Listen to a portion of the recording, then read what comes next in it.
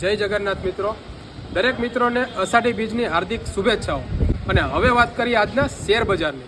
તો જેવી રીતે આપણે આગળની રીલમાં જણાવ્યું હતું કે નિફ્ટી હવે નવી તેજી તરફ આગળ જઈ શકે છે, તો તેની શરૂઆત આજે થઈ ગઈ, તમે લોકોએ જોઈ લીધું। પણ નિફ્ટી સિવાય પણ હજુ એક સેક્ટર એવું છે કે જેમાં હવે નવી તેજી બનતી દેખાય છે। તે સેક્ટર કયું છે? તે સેક્ટર છે NBFC સેક્ટર।